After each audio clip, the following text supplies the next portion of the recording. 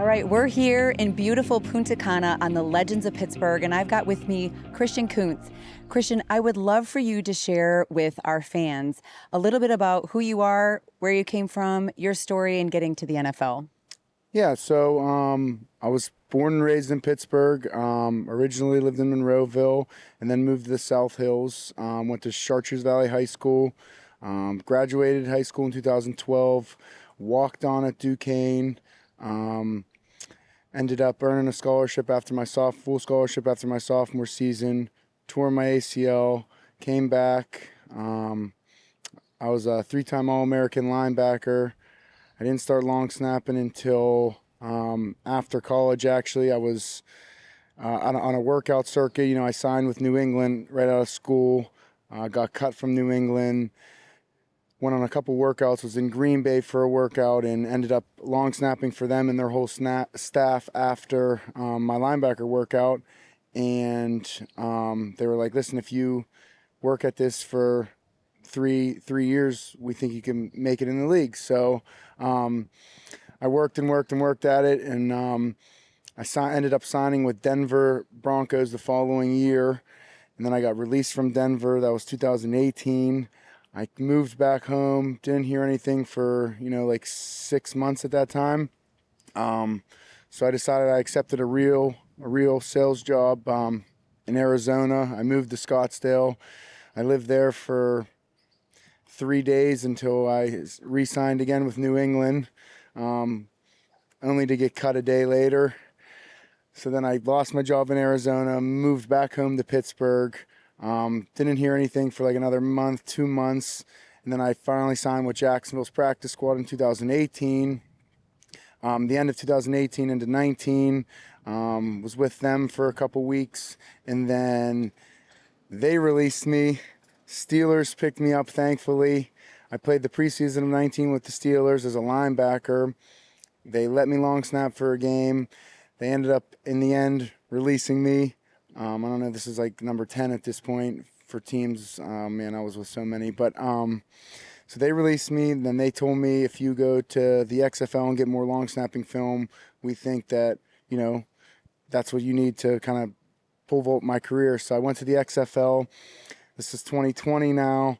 The XFL shut down in February, and I got 7 games of long snapping film, and the Steelers re-signed me to the practice squad in 2020. I was cut, brought back, I think 6 times that year, 2020 and 2021.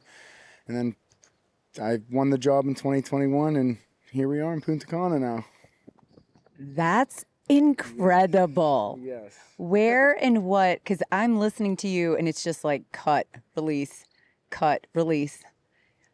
So many times it's like you were right there and then not. And how did you overcome that mentally? And what would be your advice for other people as they're facing challenges?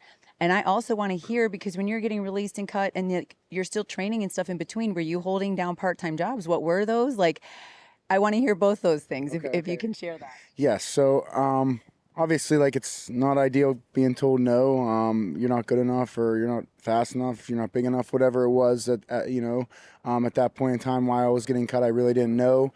That was kind of the hard thing mentally. Like, they don't have any, like, they don't have to tell you why. They just release you and get you a plane ticket, and you're just done. But all while this was all going on, and I was getting released and back on a team, and living at home, moving back and forth, I was able to, hold down valeting jobs in downtown Pittsburgh at Capitol Grill, Morton's, different places like that. I put in electric dog fences with Pittsburgh Pet Fence, a friend of mine's company.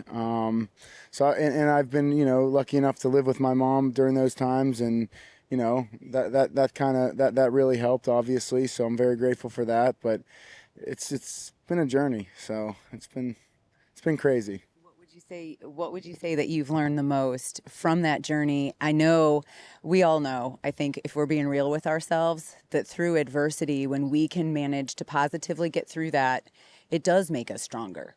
And what would you say are some of the life lessons that you learned through that time? Just, you can't really take anything for granted. You know, people are going to tell you no. You just have to persevere through and, you know, believe in yourself, bet on yourself. And that's kind of what I did and what I continue to do. And hopefully I could just, you know, play for a long time and continue to bet on myself and know that I am good enough and just keep working at, you know, everything I can to get better.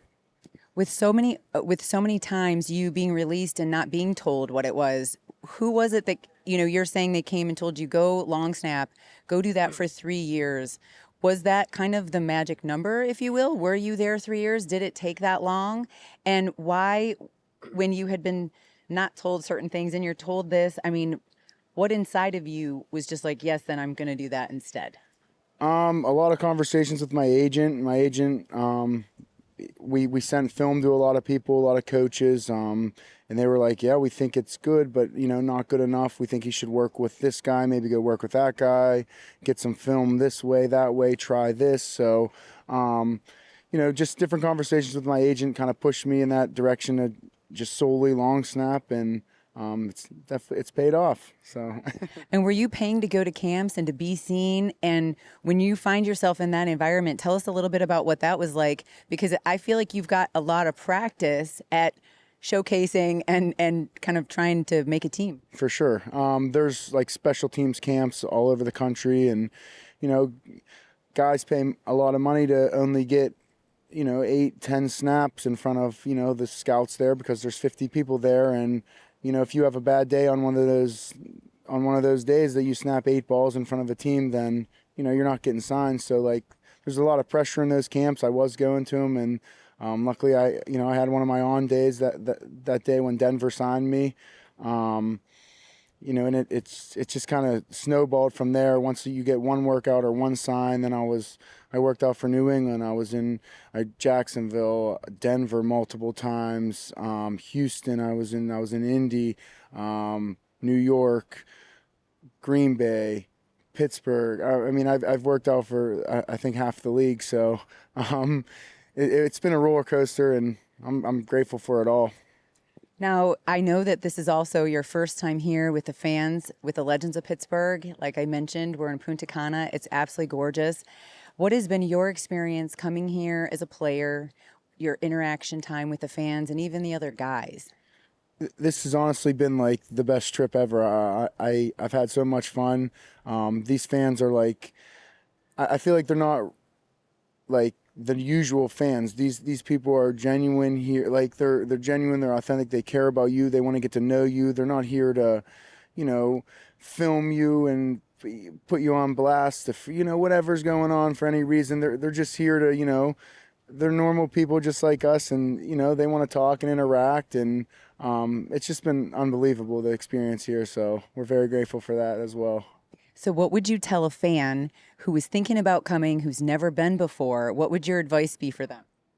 You know, if you're a Steelers fan and you know you want to learn more about the players outside of football and outside of what we actually do, and learn about us and our lives, this is the trip for you. I mean, I've been recruiting people. I'm going to start recruiting my mom and my mom's friends and everybody. They're coming next year, so we're very excited about it, and it's honestly been amazing.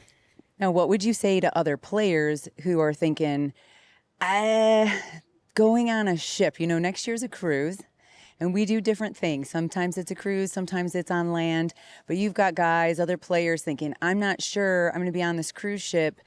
I'm nervous about this. What would you say to them? I would say that you guys have it pretty well organized. Like, we have our time to work out in the morning, to spend time with, you know, if you bring somebody or a friend or whoever you bring, to spend time with them as well. So, you know, it's not just time where we are doing things all the time. You know, guys, we do have a little time for ourselves, and it is a nice vacation. And like I said, the interaction with the fans makes the trip. Like, they're so authentic and so real, and they love us. Like, they love us as football players, but I feel like they even love us more as people. And, you know, it's definitely an experience that I feel like every guy should experience, you know. So it's been unbelievable. If you could sum up your experience in just one word, what would that word be? Fantastic. That's definitely my word. Fantastic. It's been fantastic. Awesome. Well, we're really grateful to have you here, and we look forward to seeing you again next year. Thank you. Thank you.